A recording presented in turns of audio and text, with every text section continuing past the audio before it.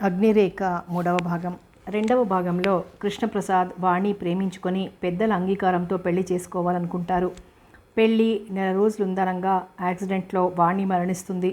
వాణి చెల్లెల్ని పెళ్లి చేసుకోమంటే నిరాకరిస్తాడు కృష్ణప్రసాద్. వాణికి మాట ఇచ్చిన విషయం తండ్రికి చెప్తాడు. కథ కొనసాగుతుంది. రాజా జగపతి రాయ్ గారు గదిలో కూర్చుని పుస్తకం చదువుకుంటున్నారు. సవిత మెల్లగా ఆ గదిలోకి ప్రవేశించింది. తల ఎత్తి ఆమె వైపు చూశాడు. శరీర ఛాయ కాస్త తగ్గినట్టుగా ఉంది. నీరసంగా, కళావిహీనంగా ఉంది. ఆమె ఏదో చెప్పడానికి వచ్చినట్టుగా ఉంది. ఆమె ఆ రోజు ఆ పరిస్థితులలో ఉండి తల వంచి నిలబడింది అంటే దానికి కారణం ఎవరు? తను కదూ అనుకున్నారాయన. సవిత బాధగా చూశారాయన. ఆమె కనురెప్పలు వాలిపోయాయి. అంతవరకు అతి కష్టంతో అదిమిపట్టి ఆపు చేసిన జలపాతాలు ఒక్కసారిగా విజృంభించాయి. వెక్కి వెక్కి ఏడ్చేసింది. సవిత కంగారుగా లేచి దగ్గరగా వచ్చారు. నేను ఈ ఇంట్లో ఎన్నాళ్ళు ఇలా బందీగా ఉండాలి? నేనెవరో నాకే తెలియకుండా, ఈ ఇంట్లో నా స్థానం ఏమిటో అర్థం కాకుండా ఎన్నాళ్ళు ఈ మూగబాధ అనుభవించాలి చెప్పండి అంది కన్నీటితో. సవిత, స్త్రీకి మారు పేరు ఓర్పు, సహనం. ఇన్ని రోజులు ఓపిక పట్టావు, ఒక్క వారం రోజులు ఓపిక పట్టలేవా? ఈ విషయాలన్నీ సమయం చూసుకొని కృష్ణప్రసాద్తో నేనే చెప్తాను. సమయం కోసం చూస్తున్నాను. ఇప్పుడిప్పుడే వాడి ఆరోగ్యం కుదుటపడుతుంది. వాణి చనిపోయిన దుఃఖాన్ని నెమ్మదిగా మర్చిపోగలుగుతున్నాడు. అందుకే ఇన్ని రోజులు ఏం చెప్పలేదు. ఇక చెప్తాను. నేను ఈ ఇంటిలోకి ఎలా ప్రవేశించాను, ఎందుకు వచ్చాను మీరు ఆలోచించారా? ఆఖరికి నా జీవితమే ధారపోశాను. సవిత, నాకు దక్కిన ఫలితం బాబుకి తల్లినయ్యాను. కానీ బాబు ఎవరో, వాడికి తండ్రి ఎవరో ఎవరికీ తెలీదు. మీకు నాకు తప్ప. ఈ రహస్యం ఎవ్వరికీ తెలియకుండా ఎన్ని రోజులు దాచగలం? జగపతి రాయ్ గారి వదనం గంభీరంగా మారిపోయింది. సవిత, నీ బాధ నేను అర్థం చేసుకోగలను. నాకు కృష్ణప్రసాద్ కొడుకి అయినా ఇలాంటి విషయాలు వాడికి ఎలా చెప్పాలో అర్థం కావటం లేదు. అదే నిజమైతే వారికి వివరంగా నేను చెప్తాను. నువ్వా? ఆశ్చర్యంగా చూశారు. అవును, నేనే చెప్తాను. జరిగిన విషయానికి సిగ్గుపడటం దేనికి? అంతా వింటే ఆయనే అర్థం చేసుకుంటారని నా నమ్మకం. ఆయన ఒక్క క్షణం ఆలోచించి అన్నారు. సరే, ఈ విషయాలన్నీ నువ్వే చెప్పు. ఈరోజు సోమవారం. లక్ష్మీవారం నాడు వాడిని మన రెస్ట్ హౌస్కి తీసుకువెళ్ళి నెమ్మదిగా, జాగ్రత్తగా, వాడు ఎలాంటి ఆవేశానికి లోను కాకుండా చెప్పు. సవిత ఆయన వైపు సంతోషంగా చూసింది. నిజంగా చెప్పేయమంటారా అన్నట్టు. ఆయన చిరునవ్వు నవ్వారు. సవిత పైట చెంగుతో కళ్ళు తుడుచుకొని ఆ గదిలోంచి రావటం మేడ మీద నుండి కృష్ణప్రసాద్ చూశాడు. ఆ రోజు ఉదయం ఆమెను తన గదిలోకి పిలిచాడు. ఏమిటో అనుకొని వెళ్ళింది. సవిత, నిన్ను చూస్తుంటే నాకు చాలా జాలి వేస్తోంది. ఎందుకు అంత జాలి ముంచుకొచ్చింది అనుకుంది మనసులో. జాలెందుకట? తల కొద్దిగా పైకెత్తి టీవీగా ప్రశ్నించింది. ఎందుకా? నువ్వు ఎవరో నీకే తెలియని పరిస్థితిలో ఉన్నావు గనక. నేనెవరో నాకు తెలీదా? ఆశ్చర్యంగా అడిగింది. తెలుసుకోలేకపోతున్నావు గనకే నీలో నువ్వు అంతగా కుమిలిపోతున్నావు. ఆమెకు అర్థమైంది. తన నుంచి అసలు విషయం తెలుసుకుందామని అలా నెమ్మదిగా అడుగుతున్నాడు. ఈరోజు మంగళవారం, ఎల్లుండి లక్ష్మీవారం వరకు అతనికి చెప్పవద్దని జగపతిరాయ్ గారు చెప్పారు. అంతవరకు ఏమైనా సరే చెప్పకూడదు అనుకుంది. ఆమె మౌనం వహించటం అతనికి ఒళ్ళు మండింది. ఈ అమ్మాయి గుట్టు ఇంకా గుప్పట్లోనే పెట్టుకొని కూర్చుంది. బాప్రే, నిజంగా ఈ ఆడవాళ్ళకి ఎంత గుట్టు అనుకున్నాడు మనసులో. ఈ విషయం చెప్పడానికైనా పిలిపించారు? చిరునవ్వుతో అంది. ఏదైనా వినేవాళ్ళకి చెప్పొచ్చు కానీ వినని వాళ్ళకి ఏం చెప్తాం అన్నాడు కోపంగా. వినను అని ఎందుకు అనుకుంటున్నారు? ఇదిగో ఇందుకే. బాబు ఎవరు, వాడికి తండ్రి ఎవరు తెలుసుకోవాలని మీ మనసు ఆతృత పడుతోంది అని నాకు తెలుసు. అందుకే మీకు త్వరలోనే ఆ విషయం చెప్పేయాలని అనుకుంటున్నాను. ఆమె చెప్తుందా అన్నట్టు చూశాడు. త్వరగా ఆ విషయం తెలుసుకోవాలని. ఎల్లుండి ఉదయం మనం ఇద్దరం కలిసి రెస్ట్ హౌస్కి వెళ్దాం. అక్కడ బాబు కథ అంతా మీకు చెప్తాను. ఇప్పుడు చెప్పకూడదా? ఆమె చిరునవ్వు నవ్వింది అతని ఆతృతకి. ఆ విషయం మీకెల్లుండి చెప్పమని మీ నాన్నగారు చెప్పారు. అతను మాట్లాడలేదు. ఆమె గదిలోంచి వెళ్ళిపోయింది. ఆ రోజు రాత్రి మంచం మీద పడుకున్నాడు. లైట్లు ఆర్పేశాడు. గుమ్మం వద్ద మెల్లగా అడుగుల సవ్వడి వినిపించింది. ఈ రాత్రప్పుడు సవిత ఎందుకొస్తుంది? విసుగ్గా నుదురు చిట్లించుకున్నాడు. ఆ అడుగుల సవ్వడి మెల్లగా దగ్గరైంది. అతడు కళ్ళు మూసుకొని నిద్ర నటించసాగాడు. ఏమిటేమీ ఉద్దేశం? రాత్రుళ్ళు కూడా తన గదిలోకి వస్తుంది. నౌకర్లు వాళ్ళు చూస్తే ఏమనుకుంటారు? తండ్రి చూస్తే ఆమె జీవితమే నాశనమవుతుంది. ఆమెకిప్పుడు ఉన్న నీడ కూడా ఉండదు. ఇల్లు విడిచి వెళ్ళిపోమ్మంటే ఎక్కడుంటుంది? ఆమెకి ఎవరున్నారు? గదిలోకి ఎవరో వచ్చిన అలికిడైంది. కళ్ళు అలా మూసుకునే ఉన్నాడు. అడుగుల సవ్వడి మంచం దగ్గరకొచ్చి ఆగిపోయింది. అతని మనసులో చాలా కోపంగా ఉంది. సవిత ఇంత రాత్రప్పుడు తన గదిలోకి రావటం. అతని తల మీద చెయ్యి ఆనింది. కృష్ణప్రసాద్ కదలకుండా పడుకున్నాడు. ఆ చెయ్యి మెల్లగా అతని క్రాప్ సరిచేసింది. ఆ చెయ్యి మెల్లగా అతని గుండెలపై పడి మెల్లగా నిమిరింది. కృష్ణప్రసాద్ ఇబ్బందిగా కదిలాడు. అతని గుండెలపై ఉన్న చెయ్యి చటుక్కున లాక్కుంది. ఇక ఆ గదిలో ఎలాంటి సవ్వడి వినిపించలేదు. సవిత వెళ్ళిపోయిందా? వెళ్ళినట్టు చప్పుడే అవ్వలేదు. ఆశ్చర్యంగా కళ్ళు విప్పి చూశాడు. ఎవ్వరూ లేరు. సవిత కనిపించలేదు. బెడ్లైట్ కాంతిలో ఆ గదిలో ఎవరైనా ఉంటే స్పష్టంగా కనిపిస్తుంది. వింతగా ఉంది. తన క్రాప్ని సరిచేసింది. గుండెలపై చెయ్యి వేసి నిమిరింది. గాలికి కిటికీ తలుపులు కొట్టుకోసాగాయి. కిటికీలకు ఉన్న తెరలు గాలికి ఎగరసాగాయి. కిటికీ తలుపులు దబదబమని కొట్టుకుంటుంటే అద్దాల తలుపులేమో మరీ శబ్దమవుతున్నాయి. లేచి వెళ్ళాడు తలుపులు మూయడానికి. అంతలో గది తలుపులు దబదబా కొట్టుకోవడం మొదలుపెట్టాయి. అరే, తను పడుకునేటప్పుడు లోపల గడియ పెట్టుకున్నాడు. సవిత లోపలికి ఎలా వచ్చింది? గడియ వెయ్యలేదేమో, పొరపాటున గడియ వేశాను అనుకుంటున్నాడు తను. నవ్వుకుంటూ తలుపులు గడియ వేసి కిటికీ దగ్గరికి వెళ్ళాడు తలుపులు మూయడానికి. అప్రయత్నంగా కిటికీలో నుండి కిందికి చూశాడు. కిటికీలో నుండి చూస్తే కింద గేటు లోపల పువ్వుల మొక్కలు, ఫౌంటైన్ అన్నీ స్పష్టంగా కనిపిస్తాయి. కిందకు చూసిన అతను ఆశ్చర్యంగా ఇంకా అలాగే చూడసాగాడు. ఫౌంటైన్ గట్టు మీద ఓ స్త్రీమూర్తి తెల్ల చీర కట్టుకొని తల విరబోసుకొని ఎటో చూస్తూ కూర్చుంది. ముఖం సరిగ్గా కనిపించటం లేదు. కదలకుండా అలాగే కూర్చుంది. టైం చూస్తే రాత్రి 12 గంటలైంది. ఇంత రాత్రి వేళ ఆమె లోపలికి ఎలా వచ్చింది? గేటు మూసే ఉంటుంది. గూర్ఖా కాపలా ఉంటాడు. దగ్గరకు వెళ్ళి ఎవరో చూడాలనిపించింది. టార్చ్ అందుకుని గది తలుపులు తెరుచుకొని గబగబా బయటికి వెళ్ళాడు. త్వరగా మేడమెట్లు దిగి ఒక్కొక్క తలుపు గబగబా తెరుచుకొని లైట్లన్నీ వేసేసి ఫౌంటైన్ దగ్గరికి ఒక్క ఊరుకులో వెళ్ళినట్టు వెళ్ళాడు. ఫౌంటైన్ దగ్గర ఎవ్వరూ లేరు. గూర్ఖాని పిలిచి అడిగాడు, లోపలికి ఎవరైనా వచ్చారా అని. వాడు ఆశ్చర్యంతో ఎవరూ రాలేదు, నేను ఇక్కడే ఉన్నానని చెప్పాడు. అయినా అతనికి అనుమానం తీరక ప్రతి మొక్క దగ్గరకు వెళ్ళి చూశాడు. అక్కడంతా వెతికేశాడు. ఎవ్వరూ లేరు. చాలా ఆశ్చర్యపోయాడు. తన కళ్ళతో తను చూశాడు. తెల్ల చీర కట్టుకొని ఈ గట్టు మీద కూర్చుంది. తను కిందకు వచ్చి చూడగానే మాయమైనట్టయింది.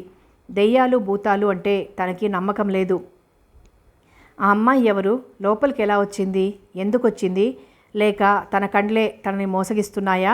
ఆ రోజు సవిత గదిలో ఉన్నది ఈమెనా? సవిత గదిలోకి వెళ్ళలేదు కదా? కృష్ణప్రసాద్కి ఆ ఆలోచన రాగానే పరుగున మేడ మీదకి వెళ్ళాడు. సవిత గది తలుపులు తోసుకొని లోపలికి వెళ్ళి లైటు వేశాడు. మంచం మీద బాబు, సవిత పడుకొని ఉన్నారు. గదిలో లైటు వేసిన చప్పుడవగానే సవితకు మెలకువ వచ్చింది.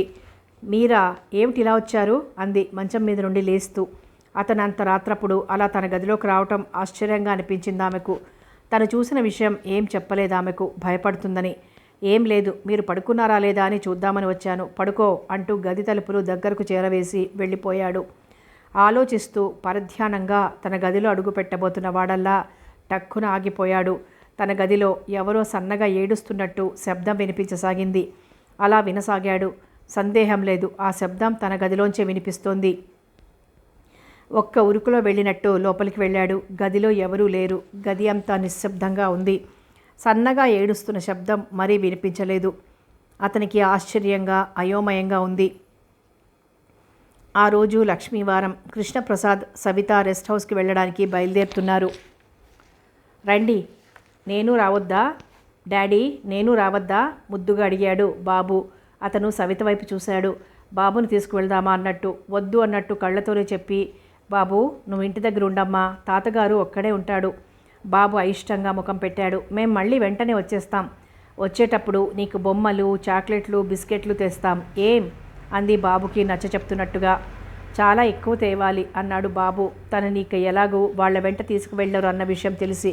ఓ, ఇన్ని తెస్తాం అంది చేతులు చాపి. బాబు ఆనందంగా చూశాడు. కారులో కృష్ణప్రసాద్, సవిత బయలుదేరి రెస్ట్ హౌస్కి వెళ్ళారు.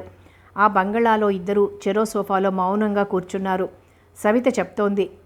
అతను చూస్తున్నాడు. ఎలా చెప్పాలా, ఏమని చెప్పాలా అని ఆమె ఆలోచిస్తోంది.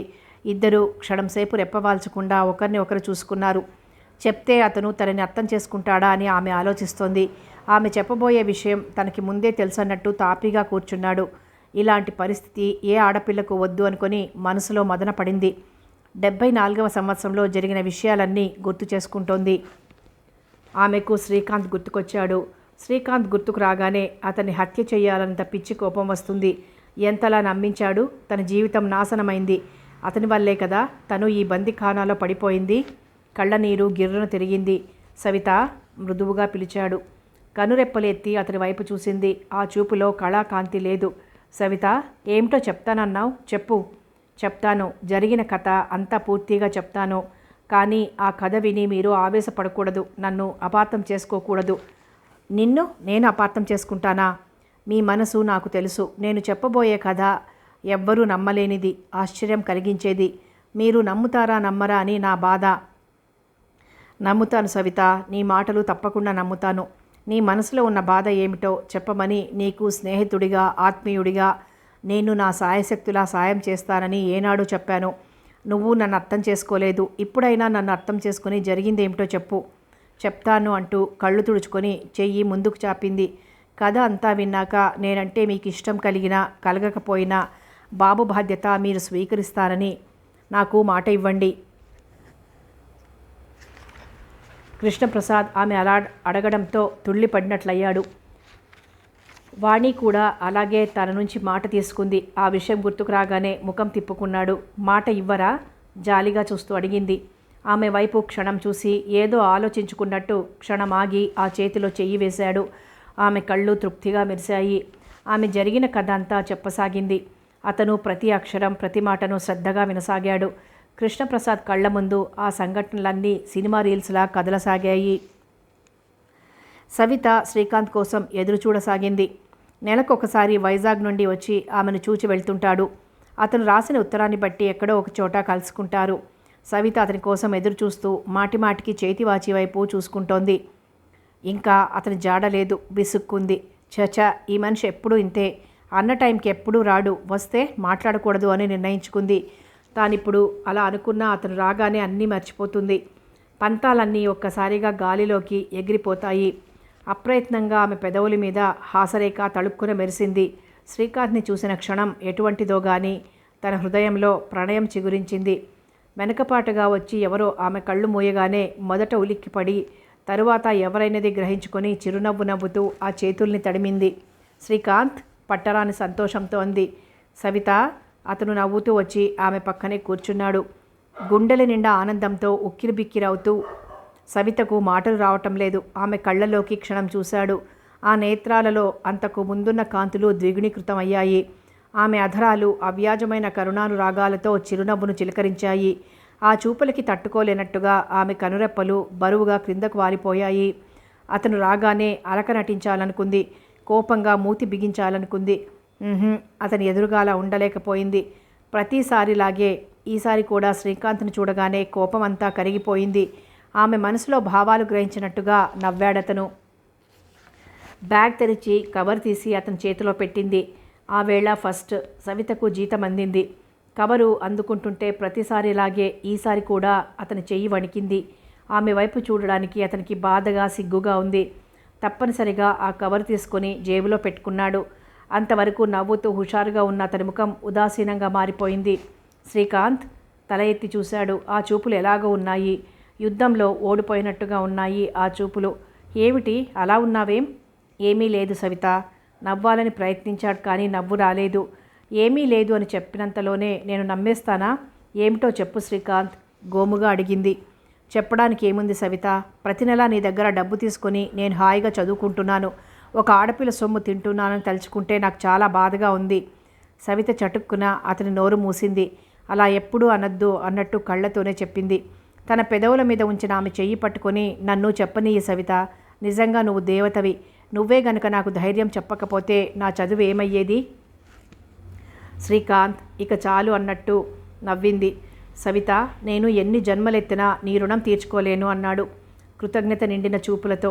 సర్లే, నన్ను నువ్వు అంత పరాయిదానిగా చూస్తున్నావన్నమాట అంది కాస్త కినుకగా. లేదు సవిత, నిన్నెప్పుడు పరాయిదానిగా చూడను. నా గుండెల్లో గుడి కట్టి నిత్యం ఆరాధిస్తాను. సవిత కాస్త సిగ్గుగా తలవంచింది. నన్ను నాన్నగారు చదివించలేను అన్నప్పుడు నేనెంత నిరాశ చెందానో, ఎంత బాధపడ్డానో ఎవ్వరికీ తెలీదు. నువ్వు చదువు ఆపవద్దని, చదివిస్తాను అని నాకు ధైర్యం చెప్పి, అందరిలాగే అందమైన జీవితం ముందుందని నాకు చేయూతనిచ్చి నన్ను గట్టెక్కిస్తున్నావు. శ్రీకాంత్, ఇప్పుడు అవన్నీ ఎందుకు? నువ్వు శ్రద్ధగా చదివి డాక్టర్ వేవు, ఆ తర్వాత పొగుడుదువు గాని. నవ్వింది.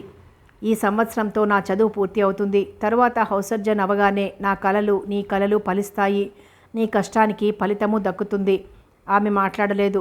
జన్మ జన్మలకు నువ్వే నా భార్యవు కావాలని ఆ భగవంతుణ్ణి కోరుకుంటున్నాను.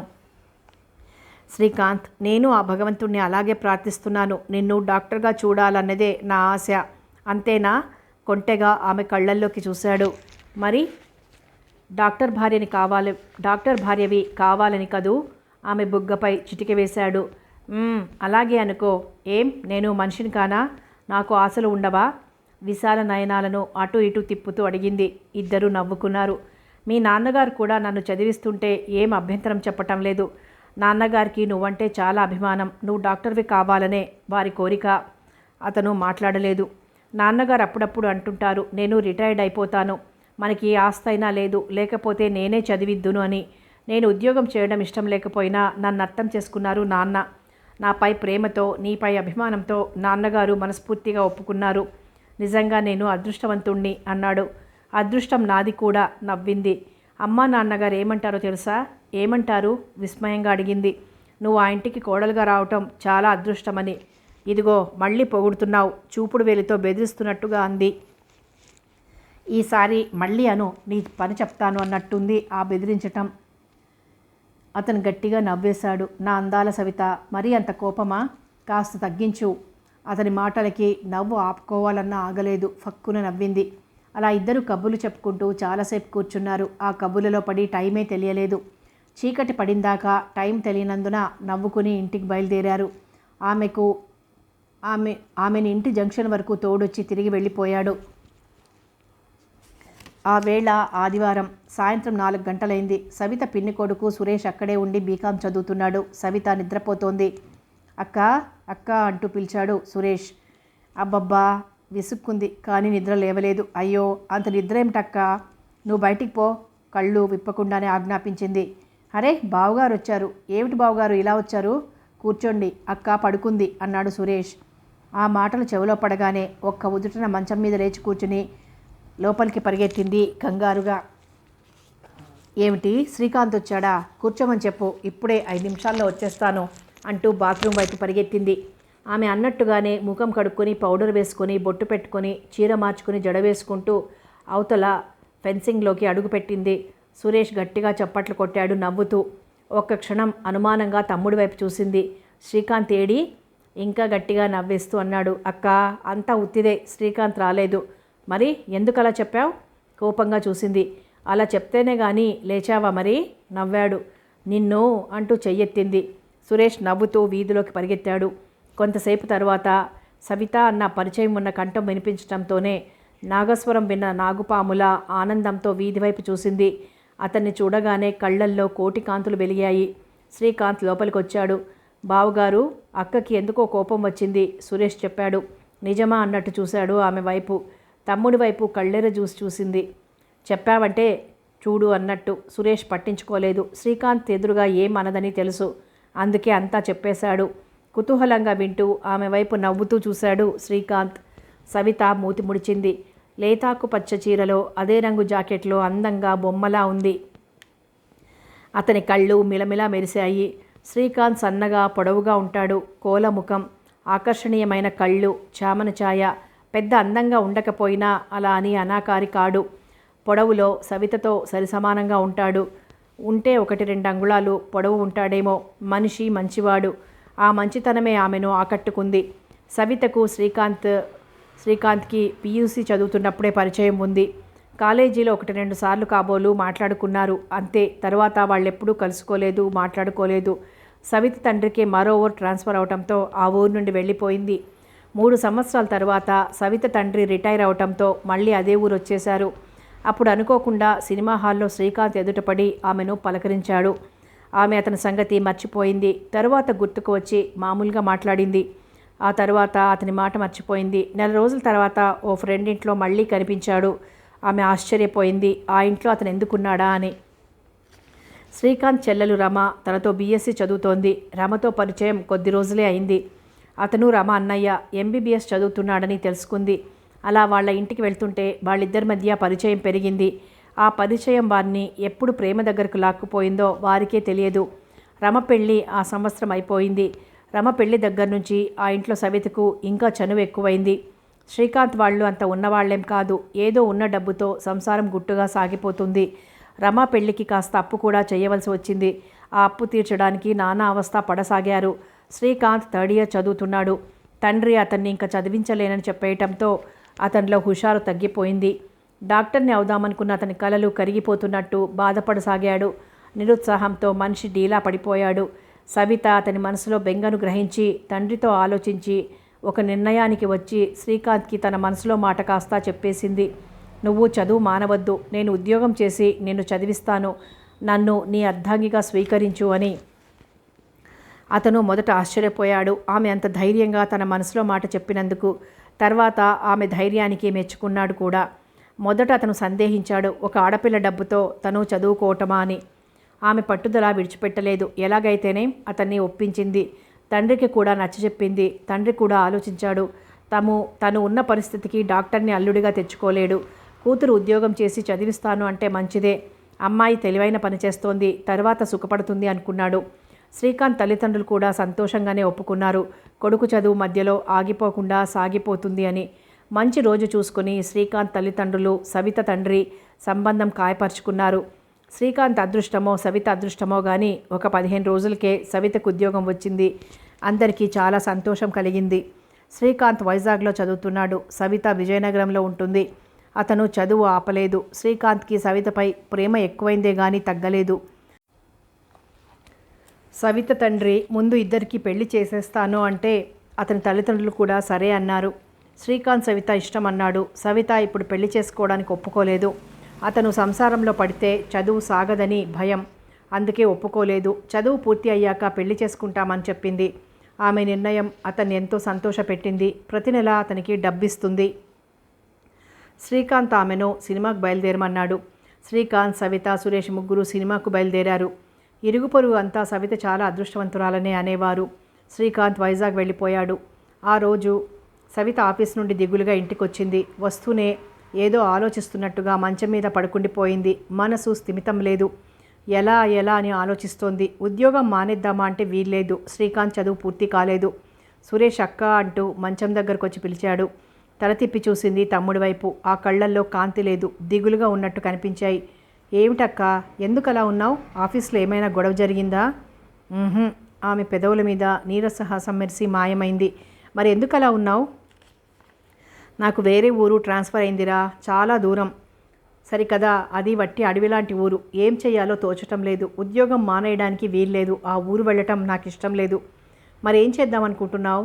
అదే ఆలోచిస్తున్నాను. ఇద్దరి మధ్య కాసేపు మౌనం రాజ్యమేలింది. ఉద్యోగం విషయమై అక్కా తమ్ముళ్ళిద్దరూ తర్జన భర్జన పడసాగారు. సవితకు ట్రాన్స్ఫర్ ఆపు చేయించుకుందామని ఎంత ప్రయత్నం చేసినా ఆగలేదు. తప్పనిసరిగా ఉద్యోగానికి రాజీనామా ఇవ్వవలసి వచ్చింది. ఉద్యోగం కోసం తండ్రి కూతుళ్ళు గట్టి ప్రయత్నం చెయ్యసాగారు. ఈ ఒక్క సంవత్సరం గట్టెక్కితే అనుకున్నారు. ఇద్దరు ఎవరికి వారే అన్ని చోట్లకి వెళ్ళసాగారు. ఎక్కడ ఖాళీ ఉందని చెప్తే అక్కడికి, తెలిసిన వాళ్ళ దగ్గరికి. ఒక నెల రోజుల వరకు సవితకు ఉద్యోగం దొరకలేదు. అయినా అతనికి ఫస్ట్కి డబ్బు ఇవ్వటం మానలేదు. మెడలో గొలుసు ఉంటే అది అమ్మేసి అతనికి ఆ టైంకి డబ్బు అందించింది. శ్రీకాంత్కి ఆ విషయం తెలిసినా ఎటూ చెప్పలేకపోయాడు.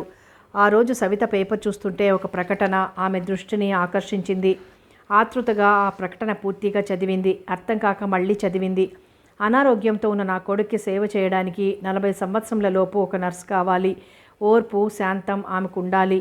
జీతం కోరిన దానికంటే హెచ్చే ఉండగలదు. ఆమెకు ఎలాంటి బాధ్యతలు లేకుండా ఉండి రాత్రి పగలు ఇంటి వద్దనే ఉండాలి. ఇష్టమైన వారు ఈ క్రింద చిరునామాకి రాయండి అంటూ పేపర్ అడ్రస్ ఇచ్చారు. సవితకు ఆ రాత్రంతా ప్రకటన గురించే ఆలోచనలు సాగాయి. ఏ ఊరో, దగ్గరైతే తను వెళ్ళిపోవచ్చు. తండ్రి తమ్ముడు ఉండాలి. వాళ్ళు ఎలా ఉంటారు ఆలోచించసాగింది.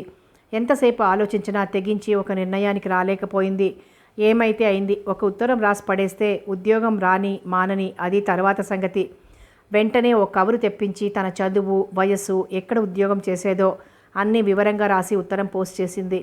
పోస్ట్ చేసిన వారం రోజులకి ఆ ఉత్తరానికి జవాబు వచ్చింది. వైజాగ్ వచ్చి తనని కలుసుకోమని అడ్రస్ ఇచ్చారు. తండ్రితో చెప్పింది. ఆయన మొదట అంగీకరించలేదు.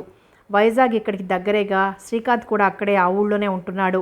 ఏమైనా అవసరమైతే అతను వస్తాడు. మంచి ఉద్యోగం ఏదైనా దొరికితే అక్కడ మానేసి ఇక్కడికి వచ్చేస్తాను అంటూ చాలాసేపు నచ్చ చెప్తే గానీ తండ్రి ఒప్పుకోలేదు.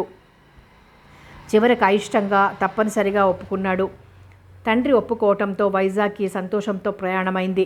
వైజాగ్కి అంతకుముందు 1-2 సార్లు వెళ్ళటం వలన కొత్త అనిపించలేదు. ఆమె ఫ్రెండ్ వైజాగ్లో ఉంటున్నది. సవిత తిన్నగా వాళ్ళ ఇంటికే బయలుదేరింది. తండ్రి స్టేషన్కు వచ్చి జాగ్రత్తగా వెళ్ళు, మళ్ళీ తొందరగా వచ్చేయి అంటూ 10 సార్లు హెచ్చరించాడు.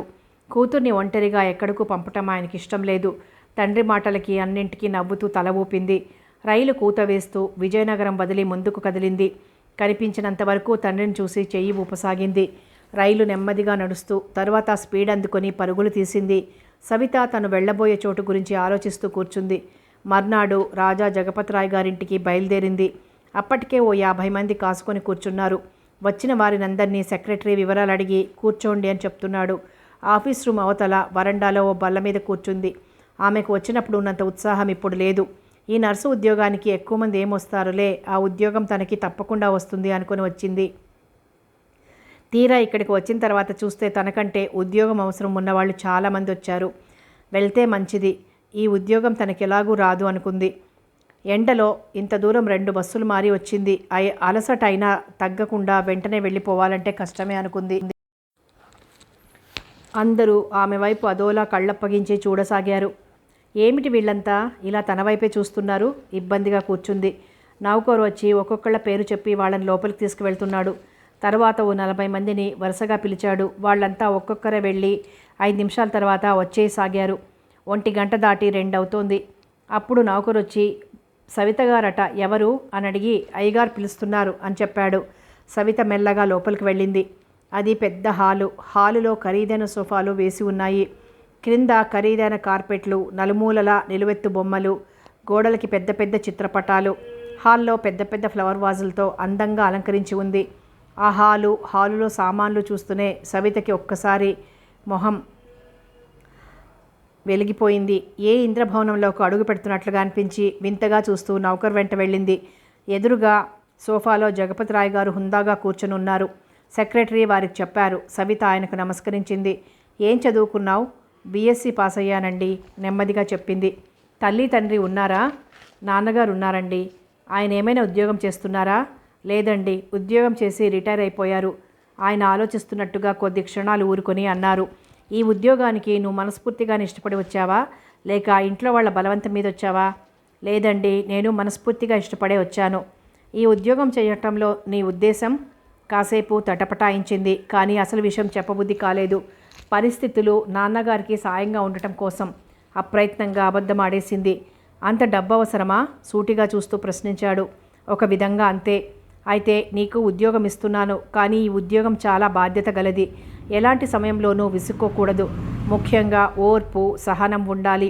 ఎప్పుడూ అబ్బాయిని కనిపెట్టుకునే ఉండాలి.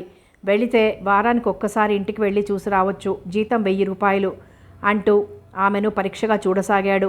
సాదా చీరలో అందంగా చక్కగా ఉంది. తను ఊహించిన లక్షణాలు ఈ అమ్మాయిలో కనిపించటంతో ఉద్యోగం ఇవ్వడానికి సిద్ధపడ్డాడు. జీతం 1000 రూపాయలు అనగానే సవిత మనసులో ఆశ్చర్యపోయింది. జమీందారులకి డబ్బంటే లెక్క ఉండదు కాబోలు అనుకుంది.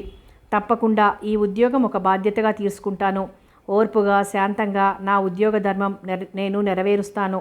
ఈ ఇంటి కోసం, మీ బాబు కోసం నా ప్రాణాలైనా సరే ధారపోసి కంటికి రెప్పలా కాపాడుతాను. నన్ను నమ్మండి. ఆయన చిరునవ్వు నవ్వాడు. నాకు తెలుసు, నిన్ను చూడగానే అనుకున్నాను నువ్వే ఈ ఉద్యోగానికి అర్హురాలివి అని. నీపై నాకు నమ్మకం ఉంది. అందుకే నీకు ఈ ఉద్యోగం ఇస్తున్నాను. కృతజ్ఞతగా చూసింది ఆయన వైపు. నువ్వెప్పుడు ఉద్యోగంలో చేరుతావు అడిగారు. నేను ఈరోజు బస్సులో విజయనగరం వెళ్ళిపోయి ఎల్లుండి జాయిన్ అవుతాను. బాబుని చూస్తావా? వద్దండి, నేను వెంటనే బస్కి వెళ్ళిపోవాలి. సరే, నీ ఇష్టం అన్నట్టు తల ఊపారాయన. ఆమె వెళ్ళిపోయింది. సవిత ఆయనకు చెప్పినట్టుగానే అదే రోజు వైజాగ్ వచ్చింది.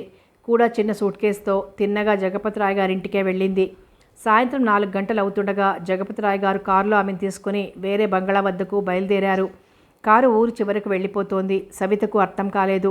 మనసులో భయం కూడా కలిగింది. అడిగే ధైర్యం లేదు. ఊరికి బాగా చివర్లో ఒక బంగళా దగ్గర కారు ఆగింది.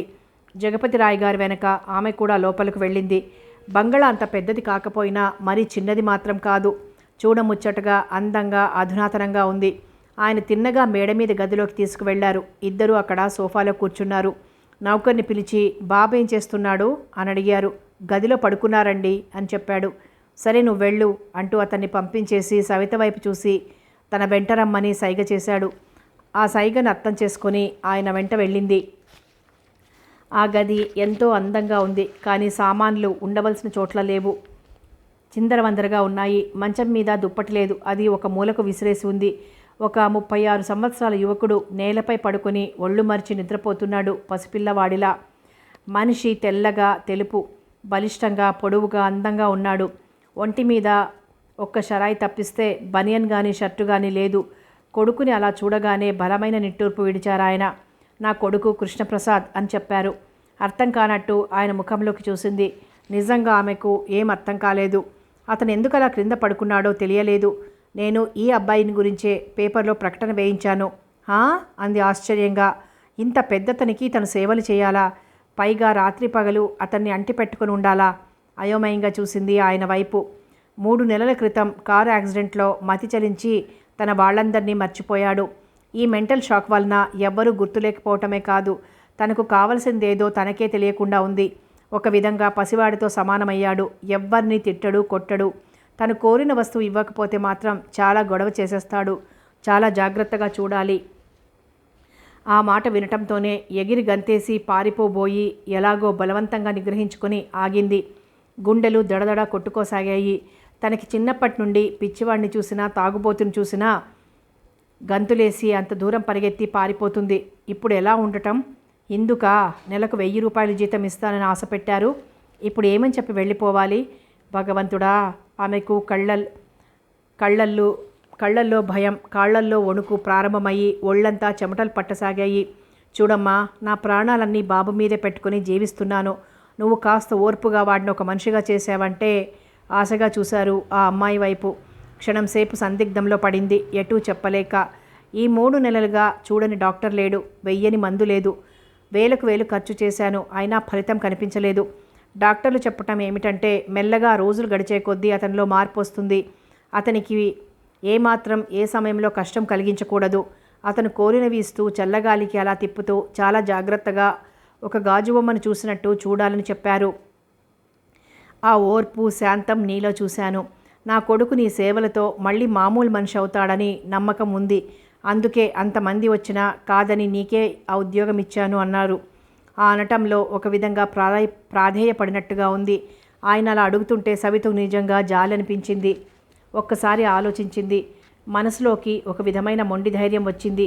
ఈ ఉద్యోగం తను చేయటం వలన ఇద్దరికీ మేలు జరుగుతుంది. 1 శ్రీకాంత్ డాక్టర్ అవ్వటం, 2 ఇతను మామూలు మనిషి అవుతాడేమో అన్న నమ్మకం. అందుకు తన ప్రాణాలైనా ధారపోస్తుంది. భయం ఏమిటి? భయం అనుకుంటే అన్నీ భయాలే. అతను తనలాంటి మనిషే, కాకపోతే మతిస్థిరం లేదు. తను జాగ్రత్తగా పసిపిల్లవాడిని చూసినట్టు దగ్గర ఉండి అన్నీ చూడాలి. తప్పదు. తను ఒప్పుకునే వచ్చింది. ఇప్పుడు కాదనడం అసహ్యంగా ఉంటుంది. ఈ విషయం ఇంట్లో ఎవ్వరికీ చెప్పకూడదు. ముఖ్యంగా శ్రీకాంత్కి తెలిస్తే అస్సలు ఒప్పుకోడు. ఏమిటమ్మా ఆలోచిస్తున్నావు? ఏం లేదండి అంటూ చిన్నగా నవ్వింది, మనసులోని కంగారుని అణుచుకుంటూ.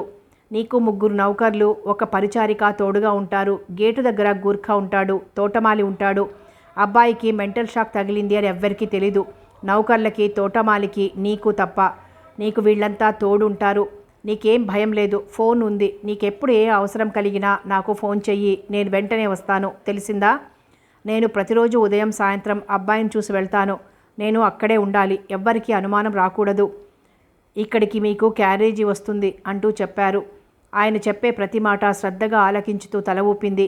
జగపతిరాయ్ గారు నౌకర్ని పిలిచారు, రామదాసు అంటూ.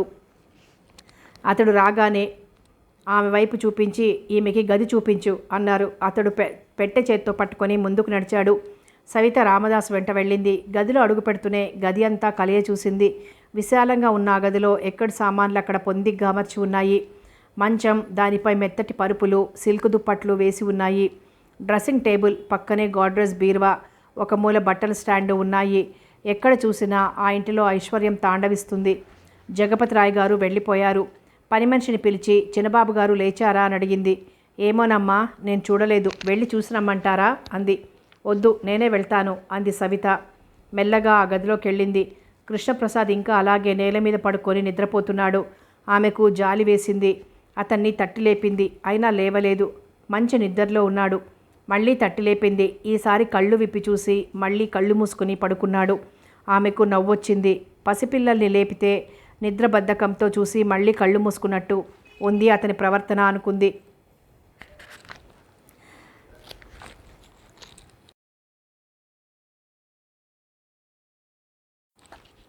మళ్ళీ లేపింది. అతను కళ్ళు విప్పి చూసి క్షణం తేరిపారా చూశాడు. ఎవరి అమ్మాయి అన్నట్లు. లేవండి, చల్లటి నీళ్లతో మొహం కడుక్కొని కొద్దిగా హార్లిక్స్ తాగుదురు గాని. నువ్వెవరు? భయంగా చూశాడు. నేను మీ స్నేహితురాల్ని, నవ్వుతూ మృదువుగా చెప్పింది. అంటే? అర్థం కానట్టు అమాయకంగా అడిగాడు. అంటే ఎప్పుడు మీ కూడానే ఉంటూ మీకు ఏం కావలసిన చిటికలు తెప్పించిస్తాను అంది నవ్వుతూ, అతని మొహంలోకి పరిశీలనగా చూస్తూ. ఆమె మాటలు వింటూ ఆలోచిస్తున్నట్టుగా ఉండిపోయాడు. అయితే నువ్వెప్పుడు నా దగ్గరే ఉంటావా? ఓ అలాగే, ఎప్పుడు మీ దగ్గరే ఉంటాను. అలాగా అంటూ మళ్ళీ కళ్ళు మూసుకొని పడుకున్నాడు. అతన్ని బలవంతంగా చెయ్యి పట్టి లేపి కూర్చోబెట్టింది. అతను ఆమె వైపు కోపంగా చూశాడు. సవిత లెక్క చేయలేదు. వెళ్ళి చల్లటి నీళ్లతో మొహం కడుక్కొని రండి. చల్లటి నీళ్లతో మొహం కడుక్కుంటే నిద్రబద్ధకం పోతుంది. అతను మాట్లాడలేదు. ఆమె చెప్పినట్టు చేయడానికి ఇష్టపడలేదు.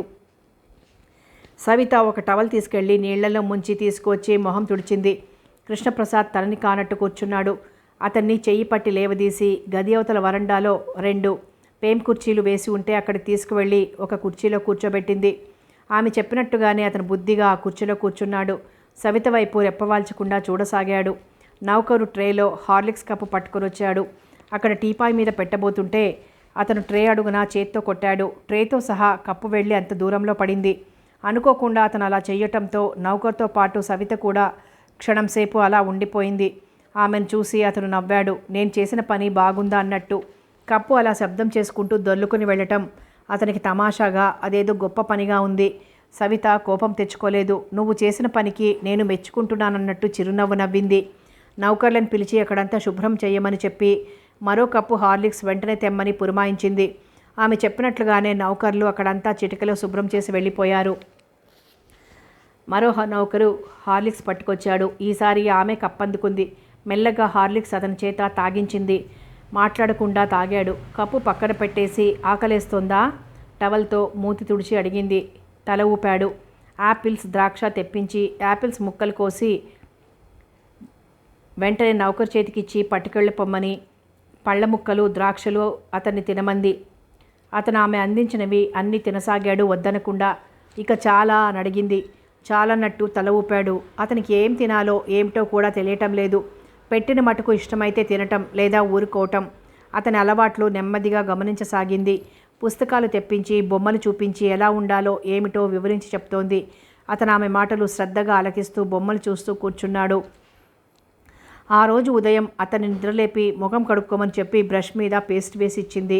అతను ముఖం కడుక్కున్న దాకా అటు ఇటు తచ్చాడింది. అందుకే ఆమె చెప్పినట్టు చేశాడు. టవల్ ఇచ్చి స్నానం చేసి రమ్మంది. లోపలికి వెళ్ళి తలుపు గడియ వేసుకుని బాత్రూంలో ఉన్నాడు. నీళ్ల శబ్దం వినిపిస్తున్నా ఎంతకు బయటకు రాకపోవడంతో ఆమెకు కంగారు ఎక్కువైంది. తలుపు కొట్టింది. పలకలేదు. నీళ్ల శబ్దం అలాగే వినిపిస్తోంది.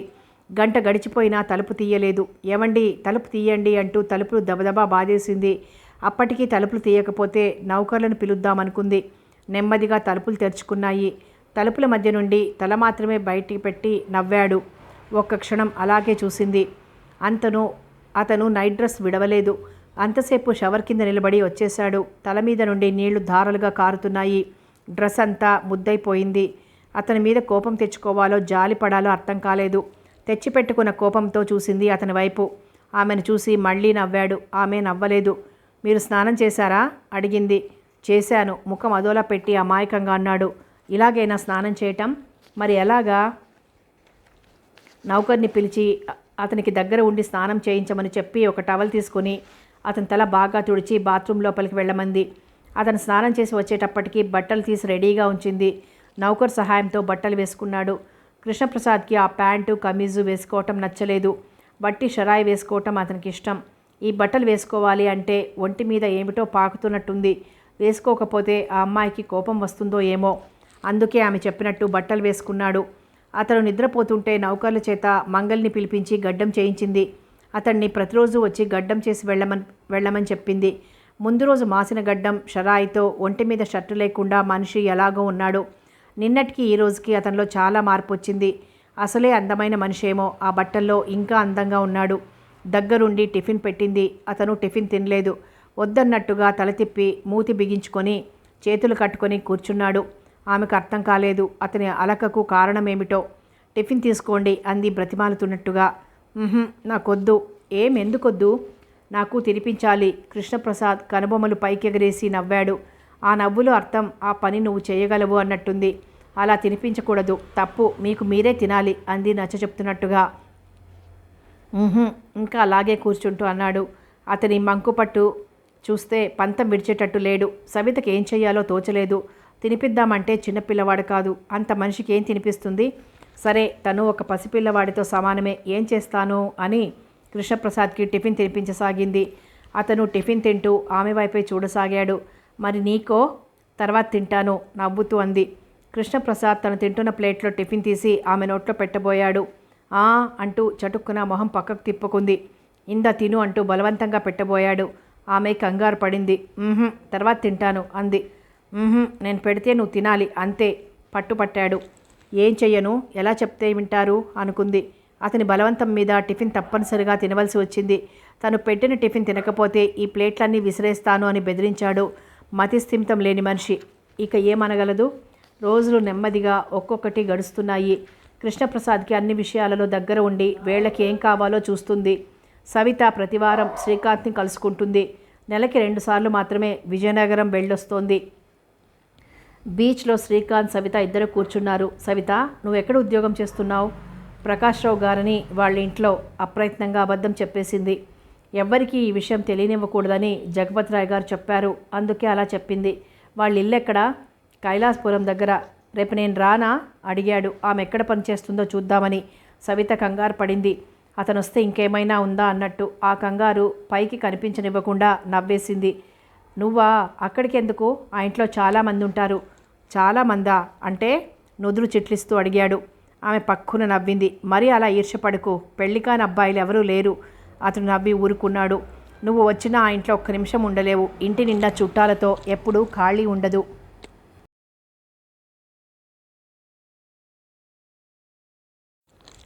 అతను నమ్మినట్లుగానే చూశాడు. అయినా నువ్వు చేస్తున్న ఉద్యోగం నాకు నచ్చలేదు. నా కోసం నువ్వు చాలా బాధలు పడుతున్నావు. అబ్బబ్బా, ఎప్పుడు అలాగే మాట్లాడతావు. ఆ ఉద్యోగానికి ఏం? ఉద్యోగం చేస్తే తప్పేముంది? ప్రతిసారి నన్ను పొగిడితే గాని వెళ్ళవు అంది కాస్త కినుకగా. శ్రీకాంత్ నవ్వుతూ ఆమె మాటలు వింటున్నాడు. ఇక ఈ సంవత్సరంతో ఈ చదువు పూర్తి అయిపోతుంది. ఆ తర్వాత నన్ను ఉద్యోగం చేయమని చెప్పినా చెయ్యను. నవ్వుతూ ఆమె చెయ్యందుకున్నాడు. నీ చేత ఉద్యోగం చేయిస్తానా? నిన్ను అలా కుర్చీవేసి రాణిలా కూర్చోబెడతాను. అబ్బో, అయితే చాలా కష్టమే. రాత్రి పగలు అలా కుర్చీలోనే కూర్చుని ఉండాలంటే. కొంటెగా చూస్తూ నవ్వింది. నీతో నేను మాట్లాడలేను అంటూ అతను నవ్వేశాడు. కథ కొనసాగుతుంది.